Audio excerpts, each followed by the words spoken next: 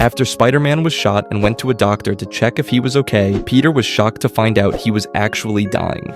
Now, realizing his powers were starting to fail since he couldn't even stick to walls anymore, his friends got really concerned and sent him to the greatest geniuses on the planet to run some testing. And when Mr. Fantastic discovered that Spider-Man was dying from the radiation caused by his own powers, the Avengers sought out the Hulk for advice due to his experience with radioactivity. But when even Banner didn't know what to do about Peter's illness, Bruce suggested Spider-Man travel to Wakanda to try their medicine. And once Peter arrived in Africa and met with Black Panther, the two went to T'Challa's lab, where he promised to have results in a few days. Some time passed, and while Peter was enjoying his stay by getting braids, Black Panther suddenly returned with the results, unfortunately saying he couldn't help either. Now certain that science couldn't save him, Peter turned to his last option, magic, going straight to Doctor Strange. Stephen then examined Peter's illness, and after discovering its cause was supernatural, he concluded there was nothing he could do and started to comfort Peter by telling him he'd had a good life. And while Peter was still processing that he was going to die, Morlun suddenly appeared and began brutally beating him,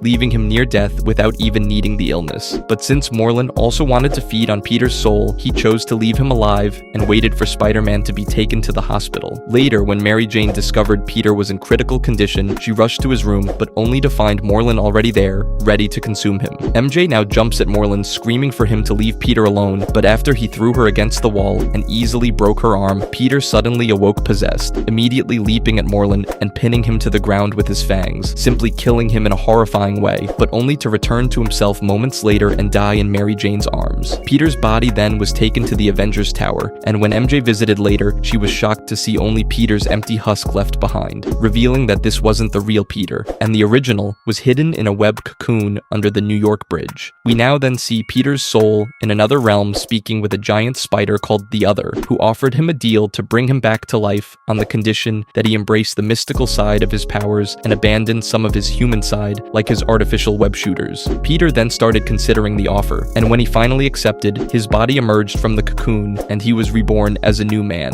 now going back to Mary Jane and Aunt May to let them know he was alive, and then going to Mr. Fantastic to do some deeper tests, confirming he was fully cured. And as soon Peter returned to his normal life, he quickly realized that he not only was feeling well, but he now had developed new powers, being able to shoot stingers from his wrists and also produce organic webs, fully embracing his spider side.